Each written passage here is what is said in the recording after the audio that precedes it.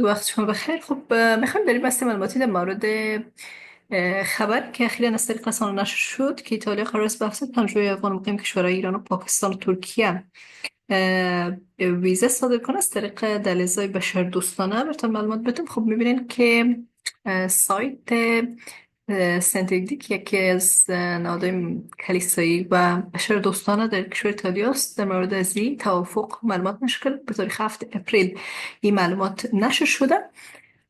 در جزئیات از این توافق آمده که قرار است ویزا از طریق نهادهای ملی و بین‌المللی و افغانایی که در ایران، پاکستان و ترکیه زندگی میکنن تا شود. البته افغانایی که پناهجو هستن و منتظر اسکان مجدد به کشور سوم هستن. خب همچنان در این جزئیات یادآور شدن که این توافق در ادامه توافق سال 2021 امضا شده که در حدود 812 نفر از طریق انتقال شدن و گفتن که پیش از امضای توافق دولت ایتالیا در حدود 338 پناهجو را پذیرفته و 362 نفر دیگه قرار است در جولای وارد ایتالیا شوند.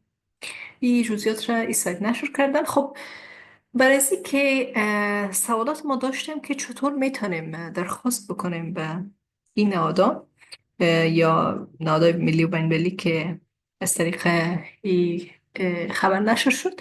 به شما معلومات میدم. خب اولین نهاده که برشان بر اساس توافق صورت گرفته در این برنامه شریک هستن، مثلا نهاد است به نام همین صفحه که من بر شما نشان میتونم به نام IEC.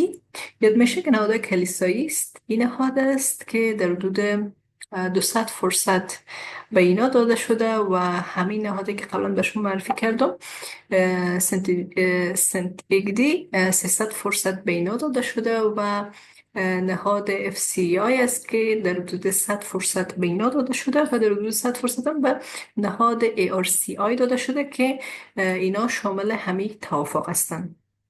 اما در مورد از که شما چطور میتونید درخواستانه را بکنید، از طریق UNHCR درخواست شما را میشه که در جزئیات گزارش گفته شده.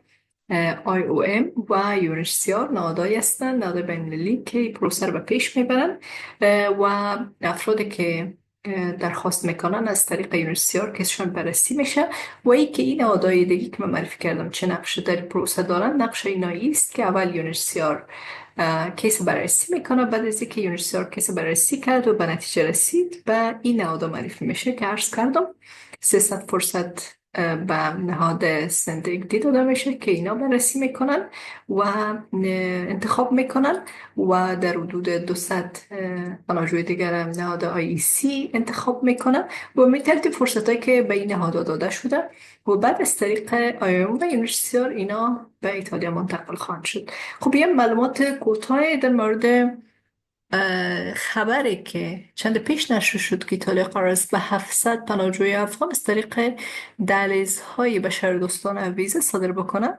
به شما معلوماتی را کردیم و امیدوارم که سوالات شما در مورد حل شده باشه. بازم شما اگر سوال می داشته باشین میتونین که بر ما بنویسین، بر شما پاسخ داده میشه. وقت خوب. خدا نگهدار.